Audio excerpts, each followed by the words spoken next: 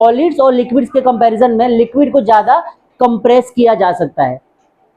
अगर हम बात करते हैं कि इंटरमोलिकुलर अट्रैक्शन फोर्स की, तो जो लिक्विड्स होते हैं उनमें अट्रैक्शन फोर्स कम होता है एज कंपेयर टू सॉलिड्स। जैसे कि हमने देखा है कोई भी एक मटेरियल है हमारे पास, ठीक है, अब ये सॉलिड है, इसके पार्टिकल को तुम कितना भी हवा में उछालो, कहीं भी फेंको, कुछ भी करो, तो क्या होता है कि इसके पार्टिकल्स अलग अलग नहीं होते हैं। लेकिन अगर हम लिक्विड्स को ऐसे हवा में उछाल दे, सब फैल जाएंगे, ड्रॉप ड्रॉप अलग अलग हो जाएंगे ना।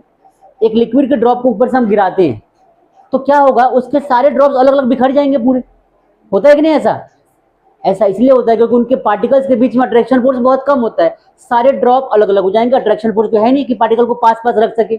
लेकिन अगर हम बात करते हैं सॉलिड की, तो सॉलिड में क्या होता है, कहीं से भी गिरा दो, ये जैसा है वैसा ही नीचे गिरेगा। क्यों? क्योंकि इसके पार्टिकल्स के बीच में जो अट्रैक्शन फोर्स है वो इतना ज्यादा है कि इन पार्टिकल्स को बांध के रखता है और फिक्स शेप करके रखता है इसका। लेकिन लिक्विड का शेप फिक्स नहीं होता है। अगर मैं एग्जांपल की बात करूं तो आप एक